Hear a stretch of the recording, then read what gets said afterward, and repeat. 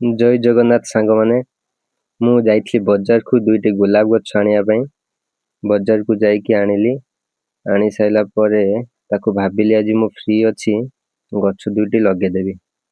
ସେଥିପାଇଁ ମୁଁ ଫାଷ୍ଟ ବହୁତ ଜାଗା ଖୋଜିଲା ପରେ ଗୋଟେ ଜାଗାରେ ଯାଇକି ଲଗେଇଲି କି ଯୋଉଠି ଖରା ଆଉ ଛାଇ ଦିଟା ଯାକ ପଡୁଥିବ। କାହିଁକି ନା ସେ ଲୋକ କହିଲା କି ଯେ ଗଛ ଦେଲା ସେ କହିଲା କି ବେଶୀ ଖରା ଯୋଉଠି ପଡୁଥିବ ସେଇଠି ଲଗେଇବା ପାଇଁ।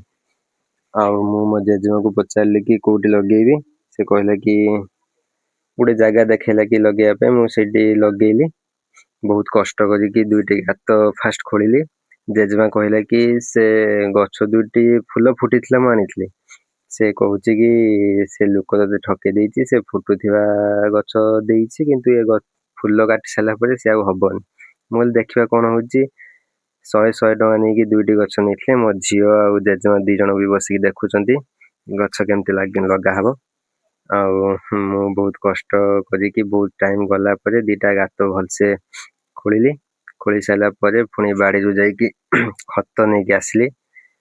ଖତ ତାକୁ ଟିକେ ଅଧିକ ଦେଲି। ଜେଜେମା କହିଲା କି ଟିକେ ଭଲସେ ଖତ ଦେଲେ ଗଛଟା ଭଲ ହବ। ସେଥିପାଇଁ 2ଟା ଗାତରେ ଭଲ ଭାବେ ଦେଲି ଖତ। ଖତ ଦେଇ ସାରିବା ପରେ ଗଛଟିକୁ ଫାଷ୍ଟ କାଢୁଥିଲି। ସେଟା ହଉଛି ଯୋଉ ବନ୍ଧା ହେଇଛି ଯୋଉ ବୁରାରେ ଯୋଉଠି ଅଛି ଯୋଉଟା ଲଗା ହେଇଛି ସେଟା ବହୁତ ଟାଇଟ୍ ଥିଲା। ତାକୁ ବହୁତ କଷ୍ଟରେ କିନ୍ତୁ ହଉଛି କାଢିଲି। ଜେଜେମା କହୁଛି ସେ ଗଛ ବାହାରି ପଳେଇବ କିନ୍ତୁ ସେ ବାହାରିବ ନାହିଁ। ଯାହା ହଉ ବହୁତ କଷ୍ଟ ଫାଷ୍ଟ ତାକୁ କାଢିଲି। ଗଛ ଦୁଇଟିକୁ ତ ଭଲସେ ଲଗେଇଦେଲି, ମାଟି ବି ଦେଇଦେଲି। ସାର ଦେଇନାହିଁ, କିଛି ଦିନ ଗଲେ ସାର ବି ଦେଇଦେବି। ଆଉ ଗୋଟେ ଗଛ ପୁରା ଦେଖାଯାଉଛି ଖାଲି ଖାଲି, ଆଉ ଗୋଟେ ଗଛରେ ଫୁଲ ଫୁଟିଛି। ତାକୁ ବି 2 ଦିନ ଗଲେ ବି ତାକୁ କାଟିଦବା ପାଇଁ ପଡିବ, କାରଣ ସେଟା ଫୁଲ ପୁରା ଫୁଟି ଯାଇଛି। ଫାଇନାଲି ପାଣି ଦିଆ ବି ସରିଗଲା। ଦେଖିବା ଫୁଲ ଫୁଟୁଛି କି ନାହିଁ। କମେଣ୍ଟରେ ବି ଆପଣ ଜଣାନ୍ତୁ ଫୁଲ ଫୁଟିବ କି ନାହିଁ। ଧନ୍ୟବାଦ। ଜୟ ଜଗନ୍ନାଥ।